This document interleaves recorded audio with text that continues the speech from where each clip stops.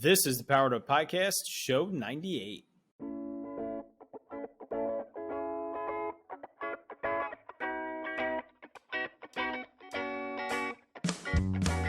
Welcome to a real-world education with insight and advice from teachers in the game, where current and former educators reveal what truly sets apart the great teachers and what it takes to make a positive impact on students. Whether you're in pre-service learning, new to the game, or a seasoned veteran, this is the show for you. You'll leave feeling inspired to take action because we are powering education by empowering you.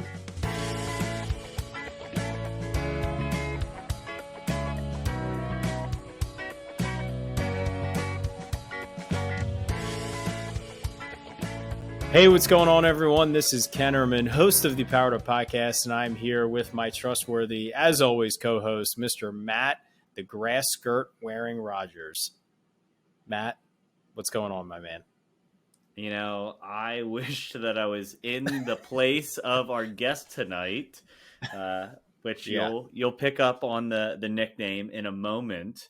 But things are very good. We are recording this on the last school night before Thanksgiving. Tomorrow I have off, which sounds great. The next day is Turkey Day, and then Black Friday. I'm a big Black Friday fan. I don't know about you, Ken. I know you love a deal, so I wouldn't be surprised if you get up at 2 a.m. to go outside. But the most unfortunate thing is this weekend, this Turkey Day, we're hosting, and I am not a good cook, so I have to figure out how to do all these things and keep everyone healthy by the end of the weekend. So that's what's going on in my world. How are you? Yeah, I love Thanksgiving break.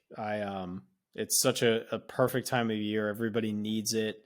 I love the holiday season, especially with my kids now. They're just so much fun for Christmas, but I really love Thanksgiving because it's family getting together, eating a whole lot of delicious food, no presents, there's nothing to it. It's just hanging out, watching football, playing games. Family. Yep. Yeah. So I absolutely love Thanksgiving. And this is a time of year where I really try to encourage teachers to turn your computer off and turn it back on Sunday, the day before you're going to go back at the earliest.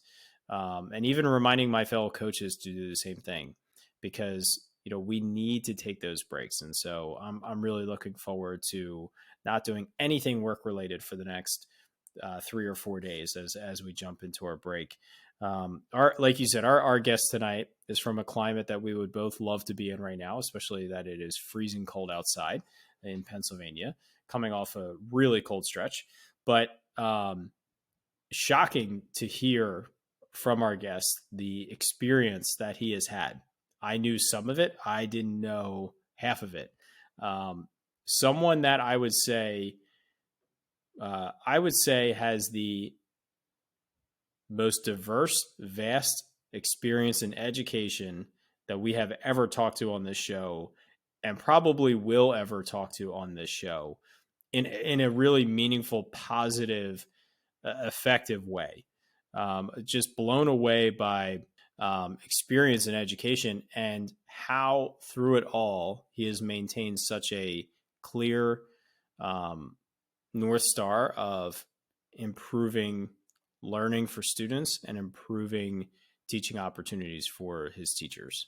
So I may venture to say, is he the most influential guest that we've had on the podcast? When you hear about his experiences, we've had some incredible guests. We've had, teachers, we've had administrators, we've had keynote speakers. I almost wonder Dr. Sakurai, being legitimately the most influential in education guest that we've had. And the most impressive part is he gets education. Like every bit of that is what I would love to hear someone making important decisions saying. That is the dream outcome when we're talking about, someone who's making a decision, how I can run my classroom, the direction of curriculum, the future of education in, America. It's a beautiful thing. Yeah, absolutely. I would agree with what you said.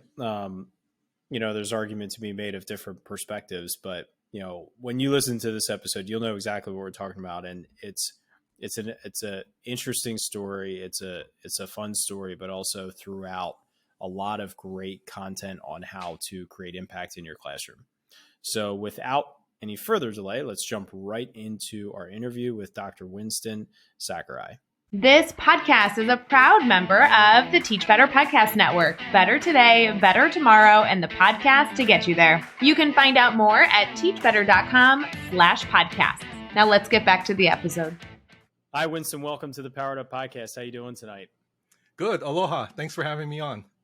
Yeah, for sure. I mean, I'm excited to talk to you tonight and to jump into this conversation for multiple reasons. Most of it is because I know what you're passionate about and your accolades and your experience in education.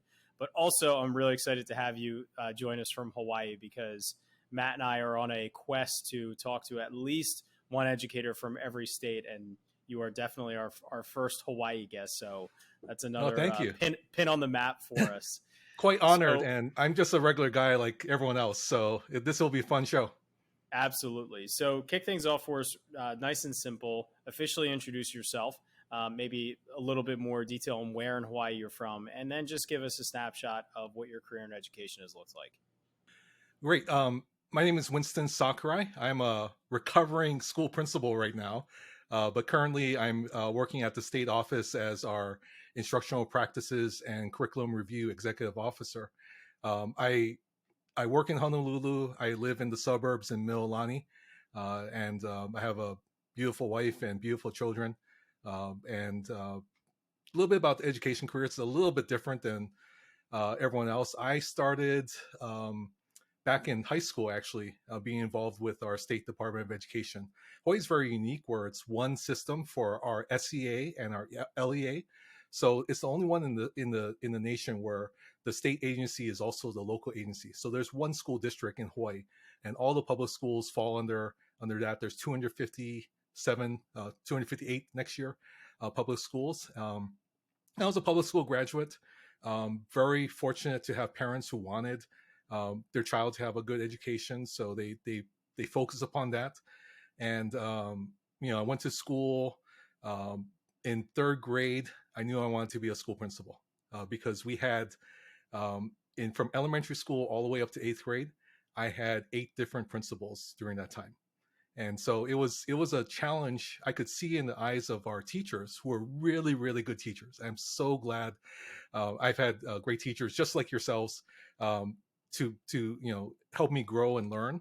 And my parents saw education as an opportunity for their son not to work as hard as they did. Not knowing that I'll go into education, and it's very hard work for everybody. But they were blue collar, never went to college, so. But I knew I really thought it was important to have good leadership in schools, just from my experience of having principals come and go, the teachers doing their best to make things work.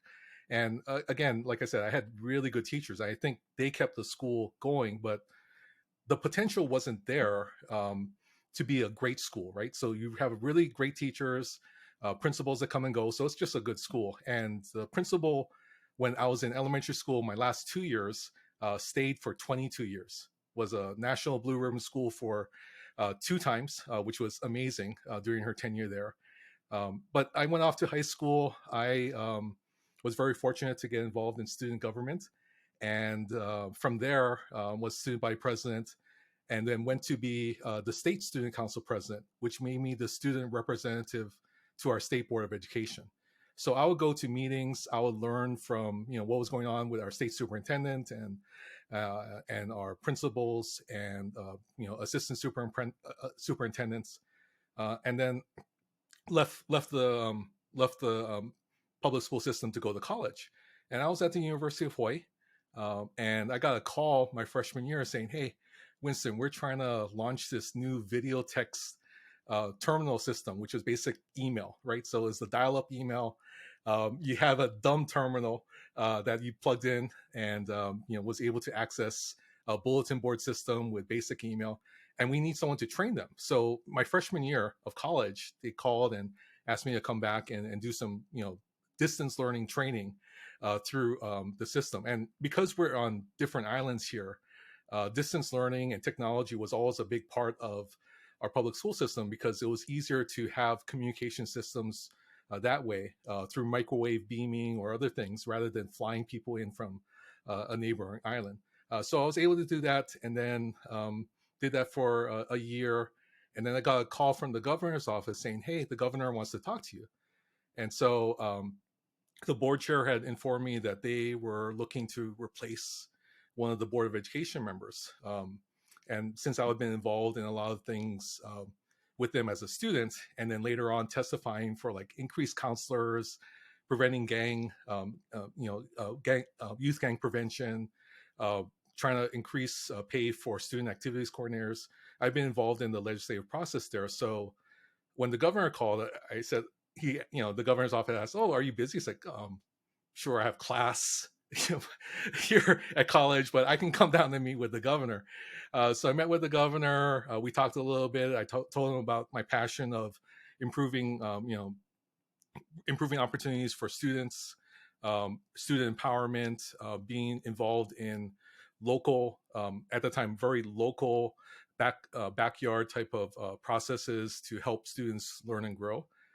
And he said to me, like, oh, when I was your age, which I was 20 at the time, I could have done the same thing. So just stay here. We're going to call the press and then we'll announce your appointment.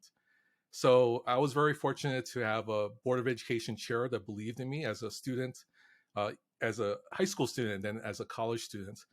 And then coming on board, and I was on the Board of Education for 10 years, and I learned from the best teachers, the best principals. I actually hung out more with the principals than I did with with the board members sometimes. And they would tell me, like, Winston, you got to tell them, you got to pass this to support us. And I feel boards really should be the cheerleaders of education system, and you do your best to make sure that you do whatever you can to support teachers and students and administrators. And so I actually had a really good education in terms of governance and providing support for schools. And then because I was a board member, I couldn't work in the public school system.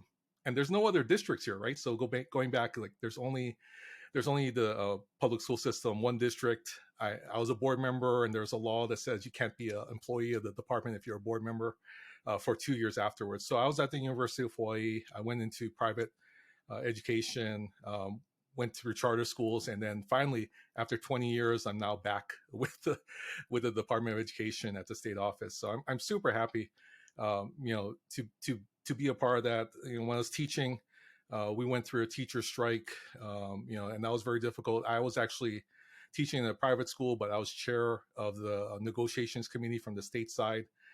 So I saw everything. And my main thing was to make sure that we supported teachers by increasing pay and doing all we could, and really talking with our governor and our chief negotiator for the state to do what we can to support students. As a principal, I've gone to try to support principals in whatever way I can. I'm the president of our secondary school principals association, and working here at the local level, but also at the national level, to really support school administrators, because they're the ones that are the key support for teachers and students. And I think good leadership combined with good teaching, combined with parents who are very supportive, we can do wonders in the world. And that's really where I'm very excited, because there's so much potential out there. And I just want the best for each and every one of our students. I had parents who were very supportive. We had opportunity to go through a process of, like I said, first generation college students, not knowing that one day, of course, my parents really wanted me to become a doctor, probably a medical doctor, but got my doctorate. And it's just, I've had so many opportunities through our school system, our public school system, and I'm so grateful. And as we're talking around the holiday season, just being grateful for the opportunities that our school systems can give, how teachers can impact the lives of students like myself, I just want to give back as much as possible. And so I kind of arrived here at this point in my life where, I hopefully I can be influential. I can share and impact other people, whether they're young ones or they're adults. And that's a long way to tell my story during this time. I mean, that was the longest intro we've had and the best intro we've had, because I was enthralled with your story and your amazing experience and the sides of education you have seen. I think you can offer so much, because as teachers, I think every teacher in the industry in education is there to do best by kids. But sometimes when we're locked in the classroom, we get tunnel vision because we are so busy, we are so stressed, and sometimes we forget about the perspective of our building leader or of our superintendent, of our governor. And so for you to have such a varied experience gives you such a great perspective. I'm really curious about what you said towards the beginning. When you were a child, you knew you wanted to be a principal. So you'll typically hear, when I was, in third grade and fifth grade and eighth grade, that's when I realized I wanted to be a teacher. And then as we are expert teachers, or we just have natural leadership abilities, someone encourages us or pushes us to go to the dark side of leadership. So I'm curious, when you, after your experience with the state and you went into public education, you started as a teacher in public education before you transitioned into being a principal. You knew that principal was going to be on your goal list. I'm sure you knew, in your head, I'm going to be a principal at some point. When you were in the classroom, what did you feel like you had to gain from experience and perspective in the classroom that was going to make you the great leader that you wanted to be as a building leader? I don't know if the aspiration was being great. It was kind of like, just there's a need. So let's break this down a little bit, because I'll get to that dark side in a little bit too, because I hear that often, and I kind of want to dispel maybe. I don't myth. belies that. I just like to use that acronym. No, but fun. so many people talk about that, and that's one of the things that I think. I think everyone can be a leader, and that's really what it comes down to. Whether you're housed in a classroom, whether you're in an office in the school building or whatnot. Everyone at school can be a leader, and that starts with the students. So I really, again, believe in student leadership. But let's get back to the experience. I didn't want to be a teacher because my teachers were great, and I couldn't be any better than they could. I saw how hard they worked. I saw how much they put in, their effort, the time. I grew up, in an era where if I didn't have a ride home from school, my teacher would drive me home. We can't do those kind of things nowadays, given, liabilities and whatnot. But my teachers would do those kind of things. They would take me into the teacher's lounge and buy me a soda, if I was there after school, or if I was helping them clean the classroom and whatnot. It's again a little different time. But when I was in the classroom, I thought I was going to be there for a while, and again, opportunity came about where. Usually it's a 6-year process, right? You're a teacher for maybe six years, maybe 10 years, but minimum of 6. And it just so happened that our the principal had left suddenly at the ending of the school year, and there was this void going into the summer. And I had been running for a few years their summer intercession program in summer school. So this was an opportunity to fill that role during the summer. And it just so happened that they couldn't find a principal to fill in, and they asked me to step in as a kind of a hybrid principal, vice principal situation to kind of learn the system, but also go through the process of becoming a principal. So I started off as a VP for 3 years, went and got my master's degree in education, because I technically have not gone through the formal principalship because of the situations and whatnot. So you usually go through some kind of training and certification. The state at the time didn't have a certification program. We're just starting it. And I was actually a political science major because I thought I was going to be in governance and doing a lot of those things at the beginning. So, so when I was a teacher, I just saw how hard everyone worked, and I go back and there's lessons I learned. Right, I came in to substitute for a teacher that had gone on maternity leave. Was an excellent teacher, but I was tossed in with sub lessons and whatnot, and going through the process, just learning how to be a teacher for the first time. Like many teachers are, they're kind of put in to fill a position, and then the next year they asked me to come back. So I started off the year, and as a new teacher, I didn't know how to do anything. Right, so you're trying to teach lessons, go through the process of being one step ahead of the students as a teacher, and come to find out, no one had given me the teacher manuals for the textbooks, which is now just a small thing, but when you have new teachers, you have to support them, no matter what. You might think, oh, they have college training, they know their subject matter. Baloney. As an administrator and as teachers, teacher leaders, you have to support the new teachers, no matter what. Your school is not going to get better without that kind of support. So my goal, looking back at those first couple of years, was to make sure that happened, and we provide as much support for new teachers. But some other lessons I learned is, like, we were there sometimes at like 11, 12 o'clock at night trying to get ready for the next day or the next program, and there has to be some kind of work-life balance. And when I became an administrator, I was very careful to tell teachers, it's 10 o'clock, you gotta go home. And I'm not at school, I'm watching the cameras, knowing that someone's in the building, and sometimes I would go on the intercom from home and say, hey, I know you're there late, I want you to be safe, tomorrow's a new day, if you need something in the morning, I can come and help you, but you need to get some rest. And we have those dedicated teachers that go above and beyond for the students because they want the best, but we can't have them burn out. And so there's lessons there as a teacher that I went through, right? And we all went through, sometimes, we've had to go the extra mile to make sure things happen. But as an administrator, I went, no, that's just a little bit too much. We want teachers to be there for decades. And if they're doing this at a very young age, or some veteran teachers did that, when they're, closer to retirement, they have to think of themselves and take a breath and make sure that we're doing what we can to support them, rather than them thinking they got to do everything themselves. So those are just a couple lessons from teaching. I absolutely love, seeing the void.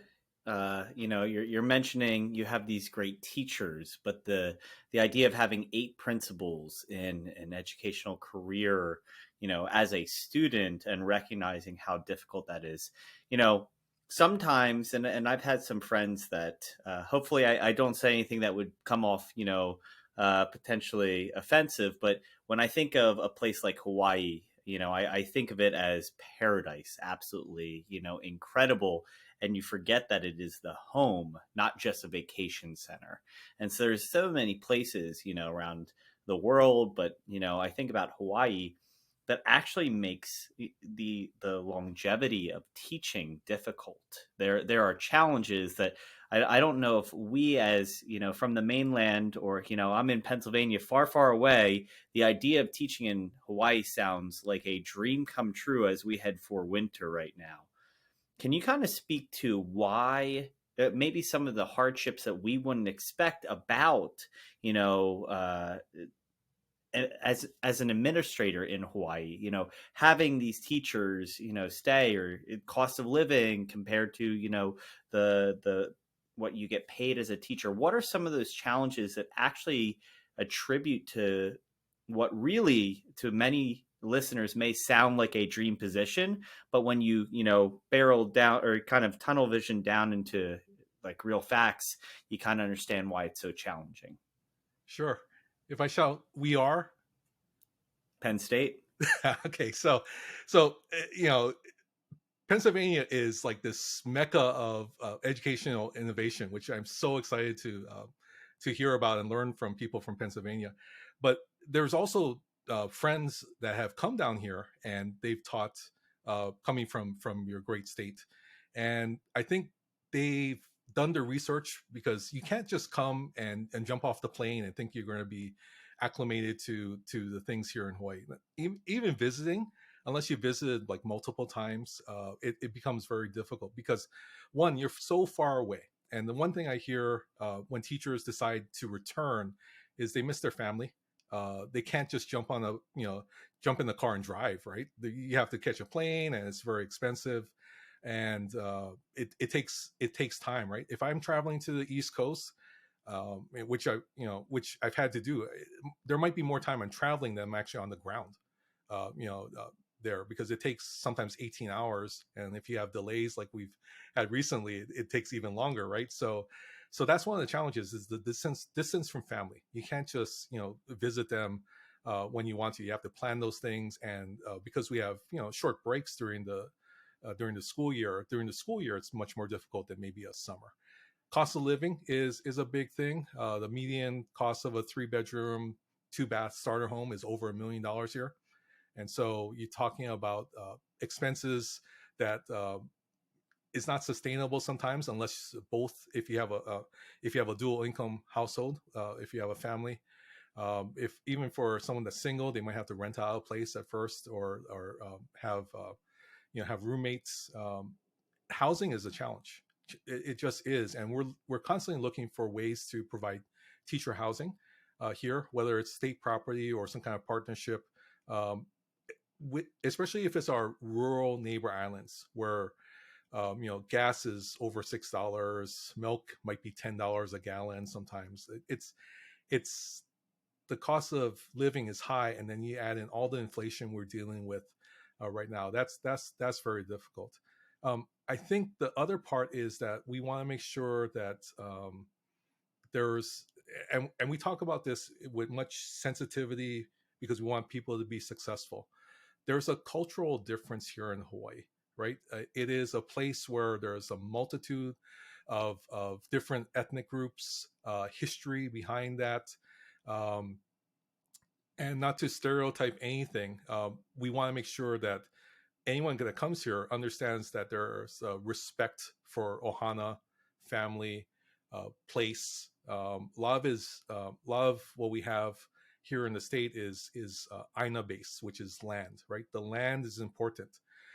Everything comes from the land and then from the sea, because we have to be self-sustaining a lot of times, and most of our items get shipped in from the mainland. That's why it's very high price in terms of goods and services. But just understanding that there are certain aspects that maybe a student doesn't look you in the eye, right? You may say, "Look me in the eye when you're speaking to me." Culturally, for some families, that's disrespectful, and you can't look them in the eye. And so, being able to do that, being able to pronounce people's names, takes a while to practice, right? So you have to practice the name pronunciations, and because there's so many different groups, there's different cultural aspects that we want to be respectful of. Now, I can tell you one easy way of breaking through that is by eating the food of different groups. Everything is solved with food here. You have a party, invite someone over to your backyard, you talk story, and you get to know them. And at the end of the day, it comes down all to relationships, right? It's the relationships you build. Being humble is a big thing. Not making it's a little slower pace sometimes, but making sure that again, the respect is there for one another. And I think that's where people can be very successful if they come and teach here or live here. I find that very interesting, and just it speaks to when you're starting as a teacher. Sometimes you might move to a different state. Sometimes you might just move to a slightly different area. Matt and I live about an hour and a half, 2 hours away, and both in Pennsylvania, but the local culture is different where I live versus where he lives and where we teach. It's different, and it's understanding that, and just understanding, like you said, kids' backgrounds. Even if you teach in the district you grew up in, you have students that come from different backgrounds, different cultures, different family experiences. And that example of look me in the eye, that might be disrespectful in a different culture, and just keeping those things in mind, keeping in mind the stories of kids. So when you were a principal, how would the students of your school describe you as a principal? Because like I said, when you set the goal of being a principal, you were in third grade. So you were that small child. You were 8 or 9 years old. So how would the students describe you as a principal? You know, what would they say about their interactions with you, the way you led the school? What would you think their perspective would be on you as a leader? Oh boy, that's a great question. You know, the nice thing is high school level, right? You become friends afterwards, right? And Facebook friends or whatever means, and you see them around the community. And I'm very thankful that there's a lot of relationships still there that were built from the high school level on. Um, I I was very much wanting to empower students and give them opportunities to have a voice. A lot of the projects we did at the school level was I used to tell our teachers and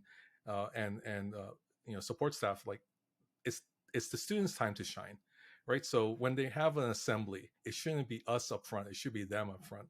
If we have like a graduation ceremony, they should be the stars of the show. And so I think we have if hopefully what they'll say is that, wow, we really had a fun time in high school. It was very challenging, but Dr. Sakurai gave us opportunities to learn and grow through the process, and he was very much supportive of us trying new ideas and taking risks and making sure that we were doing things rather than he was talking to us all the time and telling us what to do. That we were part of the collaborative process of improving the school. That's what I hope. There's like anything else. Right? I can always think about. Oh, yeah, I'm sure there's this child that just doesn't like me at all because it searches me. So my mind always goes to that. But at the end of the day, I we've had very strong relationships with students. Whether it's now they're installing air conditioning units here, in a project, or they're electricians, or they're at the craft fair. We see them, and whatnot. I have very fond memories of the students there, and I hope that they do as well. If I could just dig in for one thing more specific, sorry, Matt, can you identify one specific initiative or program or something along the lines, like you said, about at Assembly's graduation, they should be the stars of it. What is something that you feel you implemented into the school that became a system or a program or a club or an initiative that really spoke to that student leadership that has sustained now that you're not even there? Yeah, I'll if you don't mind, I'll share too. We ran Please. everything through our student leadership classes. So we actually built. I actually taught for the first couple of years student leadership class, and that was a way of shifting um, the the style of our student government. Right, some schools student government is a popularity contest.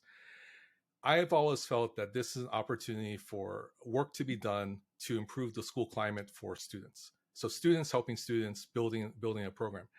It takes a lot of work and planning and evaluation and reiterating, going through the process over and over again to improve.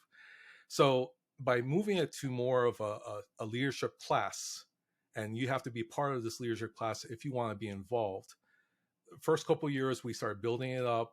Students started seeing how hard the student government officers were working, the representatives, how the class officers were planning different things, how they had to provide budgets, how they had to go through the whole process. And this is, I was very fortunate again to have the National Association of Secondary School Principals going through their student leadership camps and being a counselor at the camps when I was in high school and then in college, and taking a lot of the best practices of the National Student Council organization and trying to implement that at our school.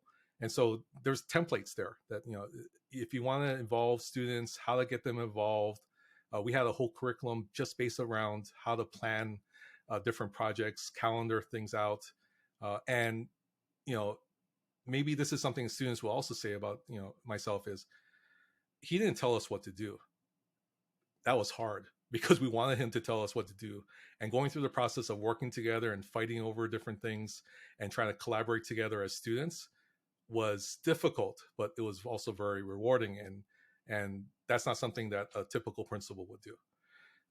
Giving them a budget of saying, thousands of dollars, and here, we need you to help improve the school. That's tangible, right? And that's real world problem solving they got to figure out as well. But so that was one, was student leadership. So everything ran through that. They were recognized 5 times as National Student Council. And then we also started this design thinking process, which is so fabulous. I can't tell you how much that I love it. So Stanford D School, we learned a lot from them in terms of design thinking. It's based upon empathy. It's a system of going through identifying problems, creating solutions for them, testing it, and then retesting it, and then implementing it. So students went through the redesign of our library because it was an old, outdated library. We had some of our juniors in our design thinking class go about trying to figure out what would be the best way to improve the library. And we gave them a budget. They spent the summer designing it, ordering furniture, doing surveys of students of what they wanted, and they'll talk about, some students wanted a ball pit in there to kind of have fun, or like a pen with dogs and hamsters so they could pet them to lessen their anxiety, to like a fire pit in the corner so they can read by the fire. And they had all these ideas, and they argued a lot. I mean, they argued a lot about what's going to be best, what the color is going to be, the carpeting and whatnot. But at the end of the day, it turned out to be such a wonderful project, and they were able to like share their design with other schools and systems. But it wasn't the design that was important. It was the collaborative process that they had to go through. And I think you learn best by doing. So as students are doing things, as they're working through situations, as adults are there to guide and advise, but not to solve problems for them.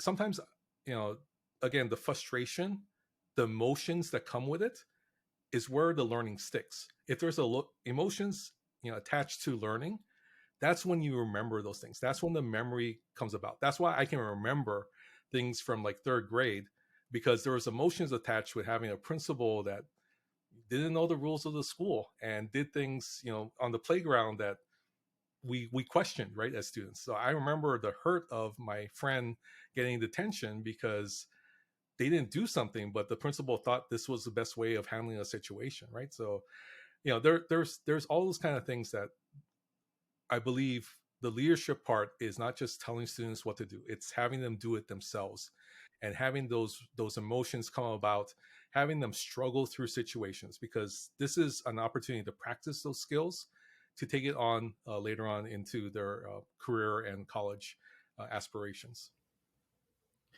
So I guess where I have a few routes, and we'll see if I narrow it down to a specific point. We've been, as Ken mentioned, we've been able to talk to people, a lot of Teachers of the Year and Teacher of the Year candidates from across the country.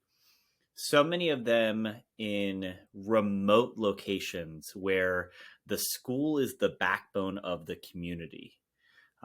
Where, it can be the community center, it can be a health center, it can be, educational support for kids and families. Like, it is the thing that is going on and keeping that community going.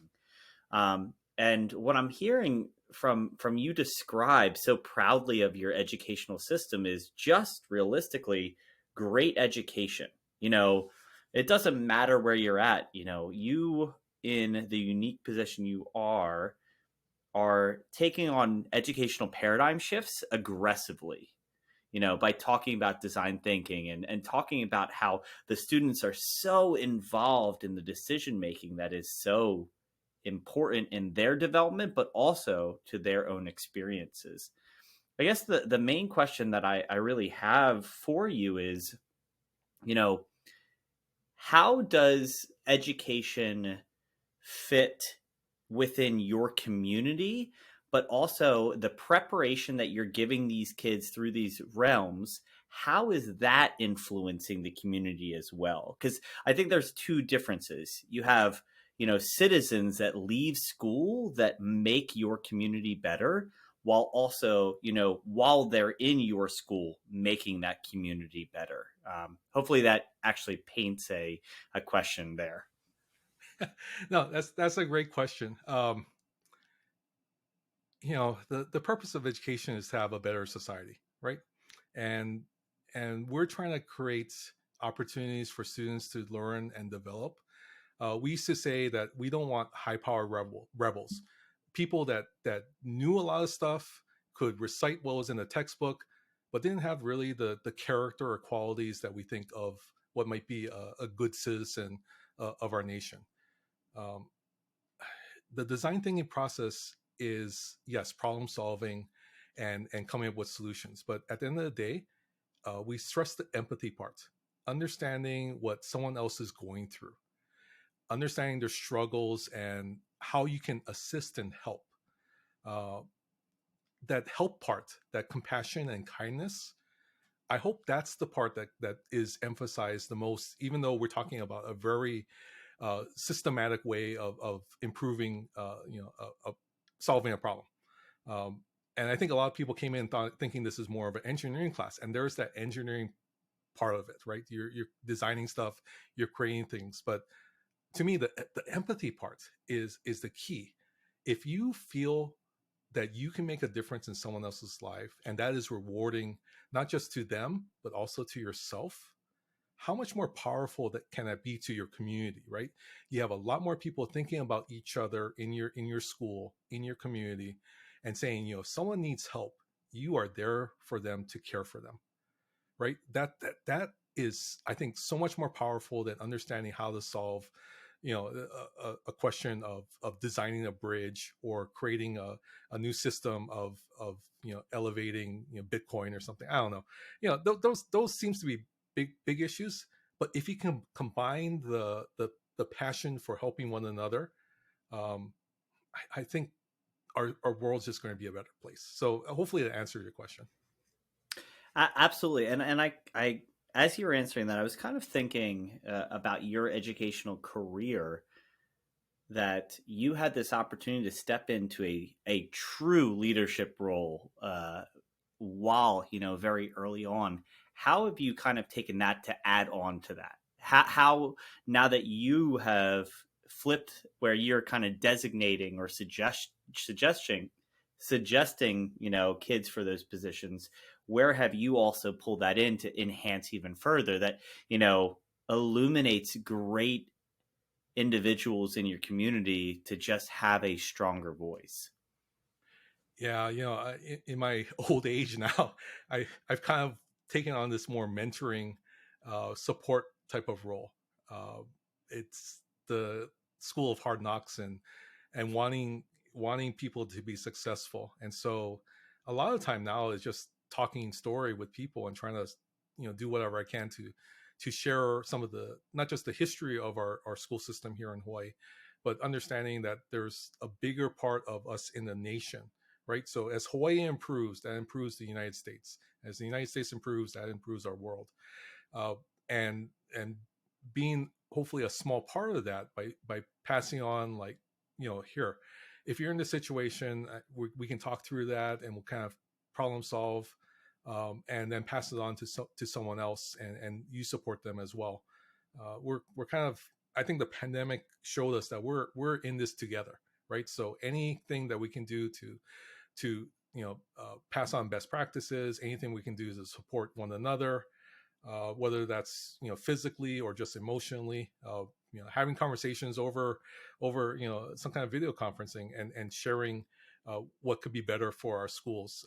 Those are all things that have shifted, right, from being a practitioner at a school level to now being someone that hopefully can provide some advice and maybe some things that would help improve the next generation, because the next generation really has to be better than us. That's the only way we get better as a society.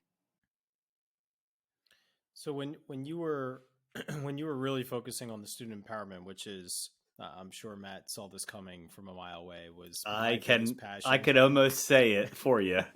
That is my biggest passion as a teacher. I mean, that was really the mission statement of my room, was creating empowering experiences.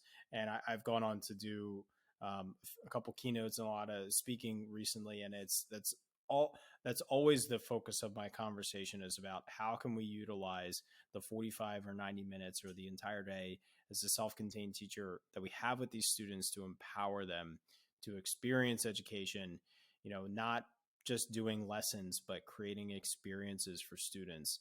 And so when you were creating these initiatives and these opportunities for students on a grand scale as the building leader, how did you encourage, or how did you see that start to filter down into the classroom, where teachers were taking risks and they were allowing students to explore the learning, or really take true ownership of the learning in their own classrooms, and stepping to the side and not feeling like they had to constantly deliver and disseminate the content?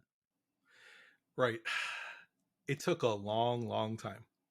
It took probably at least 8 years to get to the point where we really wanted to. And I was a high school principal for 10. So you're talking about most of the time in the building, trying to develop that. So it started off really small. And I think as a leader, I had to do it myself. So we talk about the leadership class. I taught the leadership class. I taught the design thinking class, and it was just one class, here and there. I taught a statistics and analytics class because I wanted our basketball team to improve with their free throw shooting, right? So we did an analytics class and had our students actually measure, how the angle of their arms, and then the free throw percentages, and go to basketball games and take the statistics and try to help the coaches with that. It started off with me, right? I have to be willing to do the things that, I want, everyone else in the building to do. And if I'm not willing to take out the trash, if I'm not willing to help set up or break down, what am I there for? Right. I mean, we're a team. So I think it's important for the building leader to do everything on campus. And actually my one of my best group of people that I hung out with were our custodians, because they actually had some ideas, and they said, "Oh, we have an idea. Like, can you students do this? Can you help us out with this?" And I was like, "Sure." That's part of the process. You have to be willing to do all the work. So the students, they actually created this culture of, we're going to do the dirty work for the school. And we hope other students kind of follow, because they're seeing us doing that as well. So they would put away chairs after assemblies. They would clean up, and they probably stayed the latest after activities as well, just trying to do their best. So it started with me, and going through the process of those who were the early adopters, really recognizing that they took risks, and rewarding them with praise, rewarding them with, like, good job, and making sure that they felt supported to take those kind of risks, because they were really thinking, like, if I mess this up, Winston's going to be very upset with me. And I said, I'm not going to be upset with you. I'm not that type of person. If you're thinking you have someone that's going to be heavy-handed and scold you for doing something that was wrong, that's not my style. And that happens sometimes in buildings. I know that. I see that a lot, because people have learned that, because that happened to them as well. And so we're trying to break the cycle a little bit, saying, there's kindness and compassion. We set clear expectations as administrators. We have high expectations for our staff and our students, but at the end of the day, if they're not successful, what did I do wrong as an administrator? What did I do that I couldn't foresee that this would happen, and I should have stepped in to make sure that that person was supported? So, the credit goes all to them. It took a long time. I had a great student activities coordinator. We had great science teachers and math teachers, and then our English department and history department adopted things that were non-technical, but were doing the same things to teach students by having them do things that were impactful on campus. And it kind of exploded from there, and it became the norm. It became the culture of the school. And there's going to be teachers that wanted to stay in the traditional way. We understand that. There were students that wanted to just do things the traditional way, because the high flyers who scored well on tests sometimes were not the best at working with each other. And they were like, this is not what I'm used to, right? This is not what I learned in elementary school and intermediate school. I was successful. And it was reassuring everyone, success comes in a multitude of ways. And so if you're successful with this, that is terrific. If you want to work on this one, we have opportunities for you to work on this as well. So I can't say that it was not all innovative. There's traditional teaching that happened, and it was good for everyone, because they're going to go into college and they're going to have traditional teachers. They're going to go into a workforce, and they're going to have bosses that just prescribe to them what they're going to do. They have to be agile and nimble and flexible and adaptable to whatever situation. And by providing multiple opportunities for them to do that, it wasn't just one way. It's not either or. It's both and. You have to be able to do a lot of different things. I guess, where I'm standing right now is you have shifted away from that classroom and back to, more of that advisory, as you mentioned, the mentor role. Where do you feel like your next steps are, expanding on this journey of, like, I love the idea of if you make an impact in Hawaii, then Hawaii betters America. And if America is better, then the world is better. And the actual physical grasp that you are making a difference, at least in that first big step, is gotta be crazy empowering. So what kind of are your goals and dreams, now that you're back in this position of high influence that continues this journey in the trajectory you're hoping for?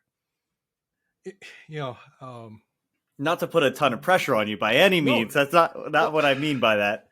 No, let's go back to that dark side comment, right? Because I hear it a lot. And I actually don't think it's the position that you have or the title that you have. You can be influential wherever you are. My position right now is a different role. Superintendent called me up and needed some help. I wasn't going to turn him down. I believe in his passion for our school system. I believe that he's going to be the leader that takes us to new heights. And so I said, hey, if you need help, I'm willing to come up to state and help you out. So I believe fully in leading from wherever you are. And whenever we do things, whether it's in the state level, which is my job, right? My leadership is not my job. That's my job. I'm a leader in that position. But as far as being a leader as an educator, my influence hopefully can be very powerful. So like opportunities like this to be on your show is terrific, because I'm hoping maybe just one small thing someone might take away can impact their lives and their classroom. And that's all I can hope for, right? You put out a lot of stuff. You just gotta, content is king in a sense, right? You put out a lot of stuff and hopefully something sticks that will make a difference in a child's life. And that could be in Pennsylvania, it could be in Alaska, it could be, in Indonesia, right? And just that opportunity that we have such a world now that is so much connected, that there are different ideas that are shared, instantly. I think that's very powerful. So again, the position is one thing, but I think more so, if you have the right people, whether that's a board member, whether that's an administrator, whether that's a teacher, whether that's a parent or a community member that helps the school, I think powerful things can happen. And the dark side is because we haven't done a really good enough job of supporting school administrators or superintendents or board members. That support has to be there. The training that a board member, so I went and became a new board member. I'm 20 years old. We went through 3 days of training. How in the world is that possible, right? Over the 10 years, I went to over 700 official board meetings that ran for like hours and hours. So that's like thousands of hours trying to make decisions with 3 hours of training. A lot of it was just on the job. So I understand that we have to do a better job of supporting our board members. That means us as educators, whether that's a teacher or get your students to do it, to educate them about what's happening in the classroom. That goes a long way. I think again, that's building knowledge, that's building relationships. And again, if you really want something to happen, whether that's a business or a government agency or whatnot, you bring your kindergartners in there with their ideas that they want to improve the system. They will get that support, because it's real when it's the students, right? When it's an adult saying something. And again, and this is where I used to tell my staff, be very careful. Do not put your ideas into the minds of students and have them do your dirty work. Let them come up with the ideas, talk about the pros and cons about it, but you don't try to influence them that way, because that's not authentic. That's trying to get your way, as opposed to them coming up with ideas and solutions. And they might have an idea that's different from you, but when they're the ones involved in the process of making us better, then that just makes our system so much greater. And so I think, again, that's where the board members should be interacting with students. Our superintendents should be interacting with students. Principals should be interacting with students. And of course, we know teachers every single day, right? And get them out in the community and have them shift the perception of what's so wrong with education, and have them understand that there's great things happening in education, because these students are the ones that are learning and growing and doing great things in their schools and in the communities. There's just a perception, whether it's the dark side, and I was a board member, so that's the darkest of the dark side, right? There are some good people that really want to do great work in our schools, and that really has to be shared. And I'm not saying all board members. There are fights, and there are vote counting, and there's things that I left because politics is rough, and do things that are not the most up and up. But you have to believe in those who want the best for our system, and there are a lot of people out there, and we have to support them. So again, as you were saying all that, the thing that was coming to mind, and then you kind of hit on it right at the end, is that idea of perception. As a coach right now, I feel as though I can very easily step into different lanes and move right along with that lane. And what I mean is, like, I can step into a classroom, I'm in faculty rooms, I'm in the buildings with teachers. As a coach, I'm still a union member, I'm still on the teacher contract. So, I'm moving right along with those teachers. I still have that mindset, that perspective of the teacher. I can empathize with their stresses in the classroom. And, one of my greatest things that I love about my job is when I plan something with a teacher and then I can say, okay, I'm going to get everything for this lesson ready. I'll be back in 2 days. And it's like, you don't have to do anything. I'm going to get everything ready for you, because you still have all of the responsibilities of your classroom. I love being able to do that for them. But then in the same day, after teaching a group of students, I'll be sitting in a meeting with our assistant superintendent, our instructional leaders of the district, and being a part of decisions sometimes, or just being made aware of decisions that were made. So I'm moving in that lane, and it's really given me perspective on teachers are not always heard. Administrators are not always aware of what's actually going on classrooms, what actually works in classrooms. But also, teachers are not aware of everything that our administrators are doing, all of the efforts administrators are making, all of the reasons behind the decisions being made. And it's really just that lack of perspective. It's that perception that's out there. It's a lack of communication. It's a lack of telling the story. And so I think everyone at every level can do a better job of telling the story of their classroom, telling the story of their decisions. I think communication is so important, and I think communication really lacks a lot of times in district organizations, from the bottom to the top and the top to the bottom, because we're not fully telling everyone the reasons behind the things that we do, or why we believe this is right, why we believe this is wrong. And I just think there's a void in communication that can fix a lot of the things that you're talking about, and can get everybody just communicating better and on the same page better. Because although there are always some bad eggs in every level, for the most part, the majority, the 99% of people in education, teachers, board members, administrators, were all there for the same reason: to make student lives better. but we're not always playing, we're not always playing together well because there's just a lack of understanding. Teachers don't have the balcony view. The balcony view administrators forget what it's like to be in the trenches. And I think that improvement in communication can solve so many of those problems. So I want to be cognizant of our time. I want to jump into our exit ticket, which is the same 4 questions we ask every guest every week. To clarify, when you're cognizant of Winston's time, it's 6 hours earlier than it is for us. Just saying. That's true. That's true. Normally our guests are up a little bit late with us, but you still got plenty of daylight left there, don't you, Winston? Yeah, it's still sunny. It's probably about 70 something. So I apologize. Oh my. It's below freezing here already. Before we get into this exit ticket, I've been curious about this because, again, I kind of wanting to know what's happening in your schools, districts, and your state. So we went through this whole pandemic. It was the disruption that really caused chaos in our schools.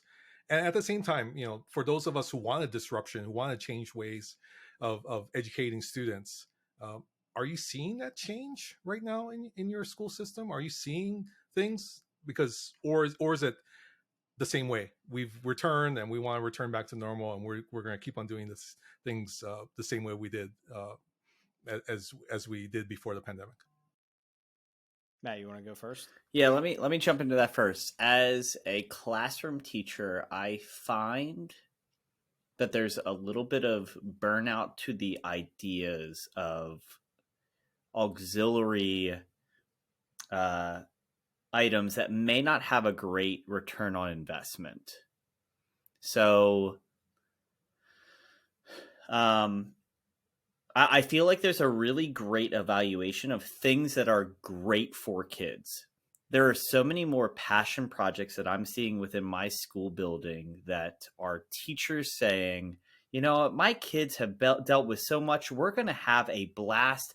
I'm going to expand on my passion. And any kid that wants to join it, we've had gardening clubs that have grown out of this. We've had, community service. I think the empathy, as you're talking about so heavily in our conversation, has grown and has found a place in a lot of our classrooms.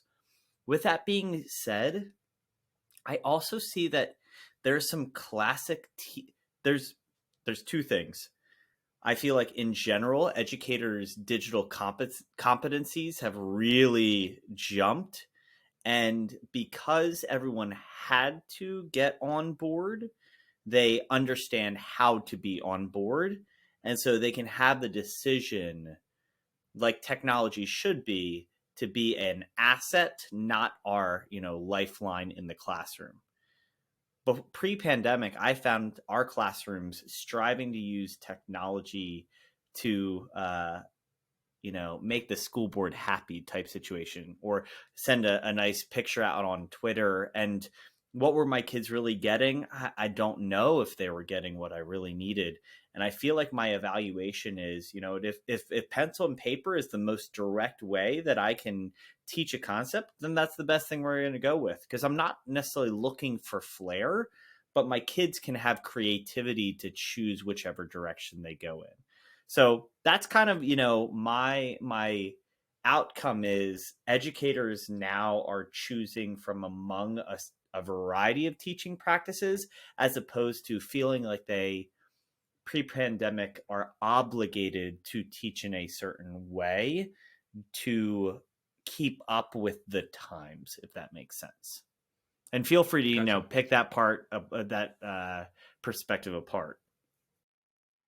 So I'll add my perspective. So entering the pandemic, I was a 5th grade teacher. The year of the shutdown was my first year teaching elementary STEM.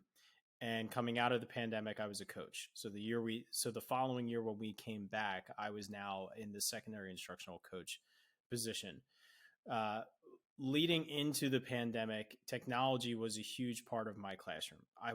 I would consider myself an innovator in the sense that I was doing things that were outside of the norm.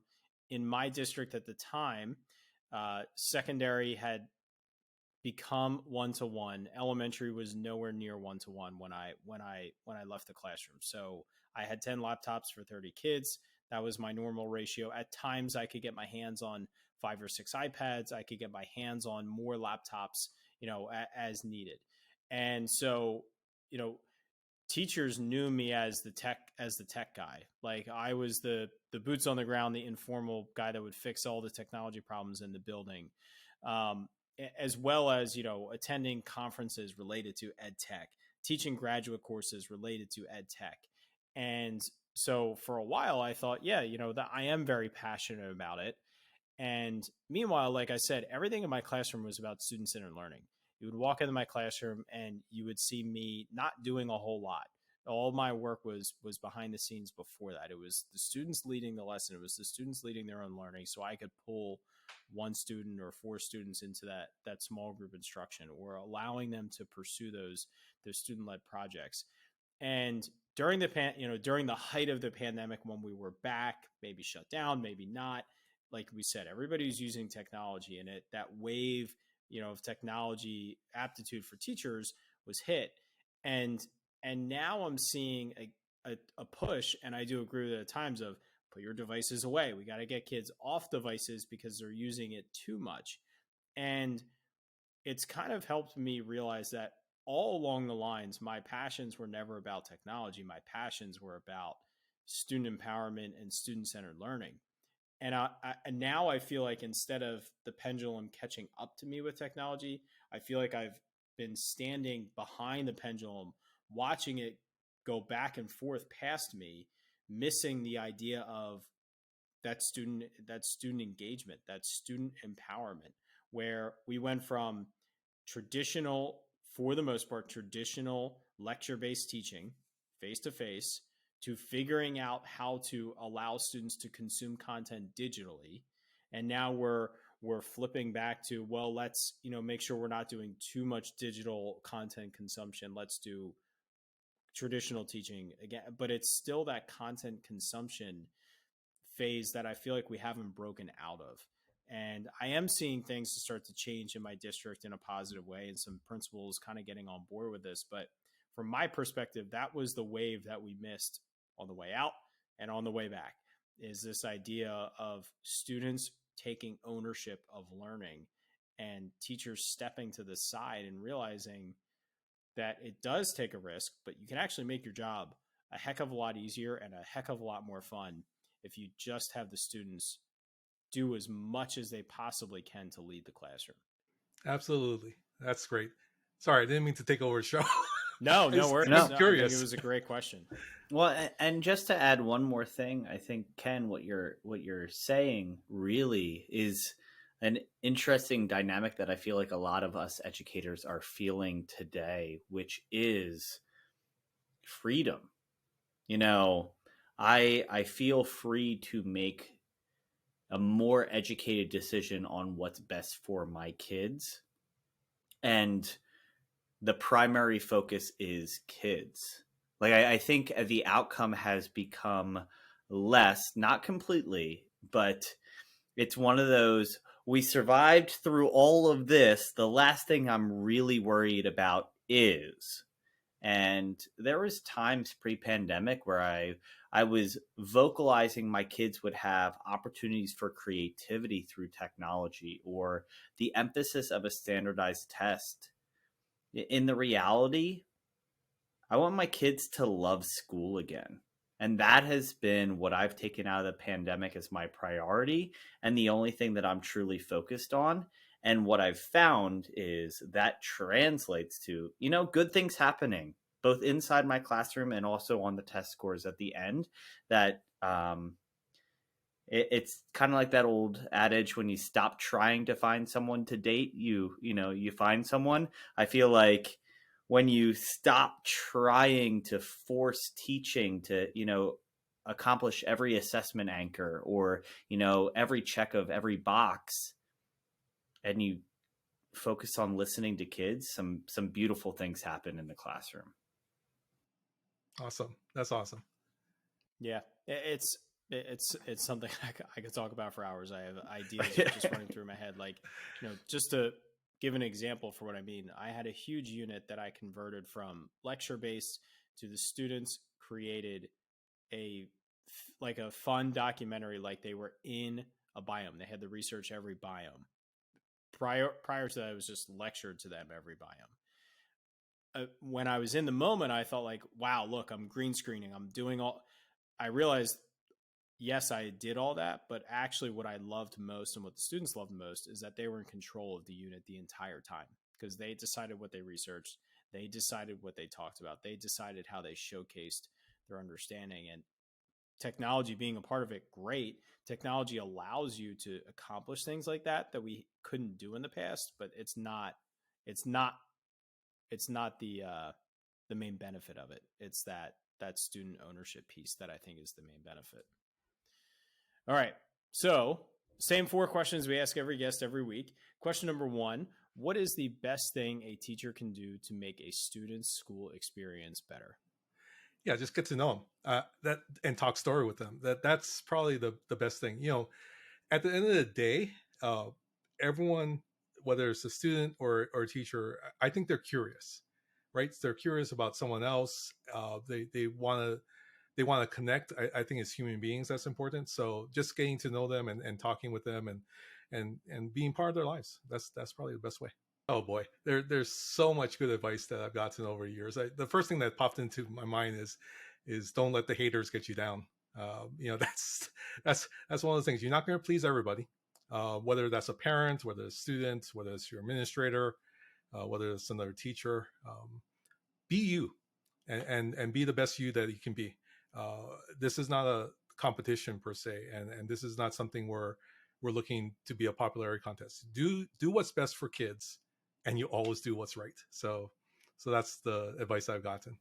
I love that, because I do believe sometimes when I feel like we lean into the do what's right for kids, you're never wrong. Because even if you find yourself thinking you're wrong, in that moment you thought it was the best thing for kids. So there's no harm in that statement. So I love that.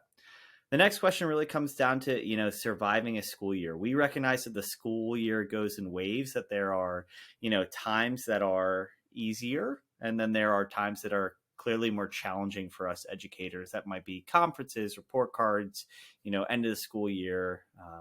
What is something you feel like every educator needs to hear to power up through those moments of struggle? Yeah, take care of yourself. At the end of the day, if you're not, you've heard this many times, right? It's that oxygen mask.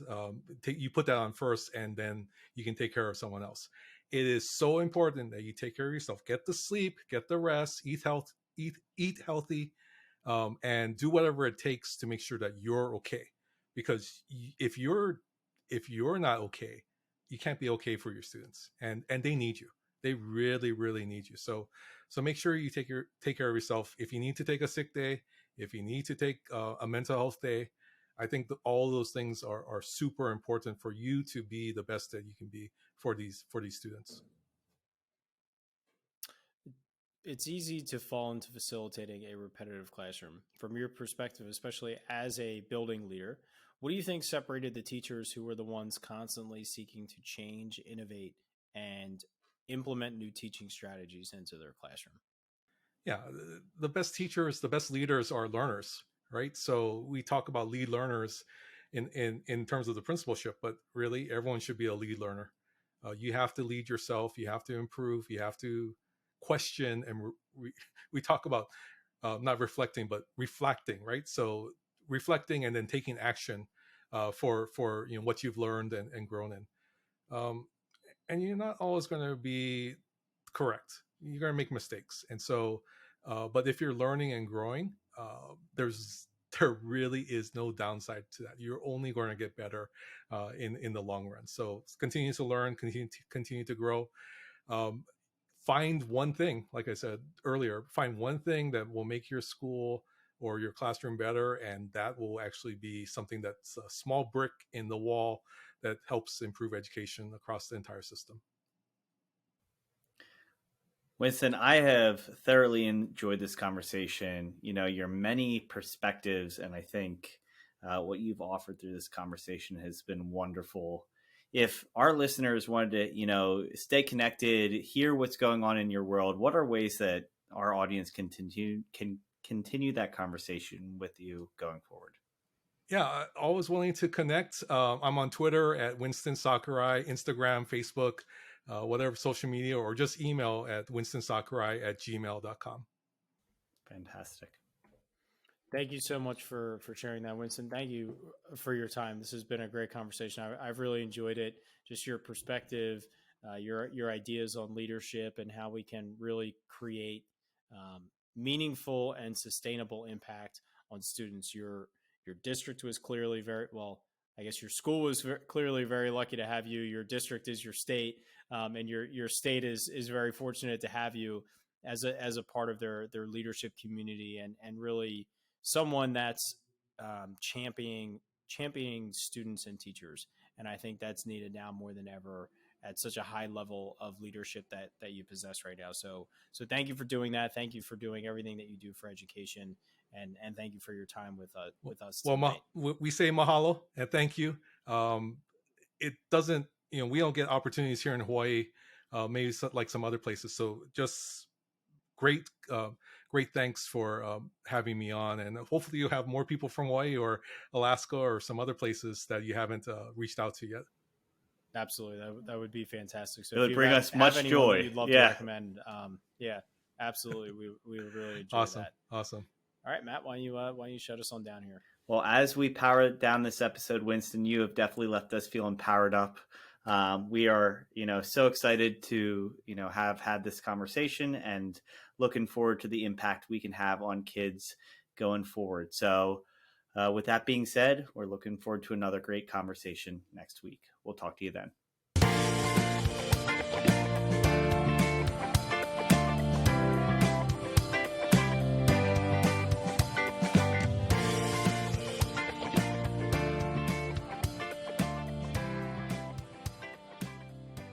Thank you so much for listening to this podcast. If you haven't already, please subscribe on whichever platform you're listening to or watching us on YouTube.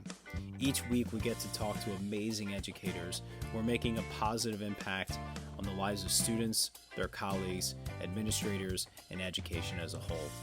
It's been such a privilege every week to be able to talk to these incredible individuals, learn from them, grow with them, and better myself and all of education through these conversations.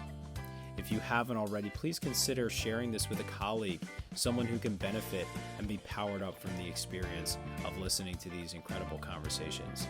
Because of Powered Up, we are powering education by empowering you.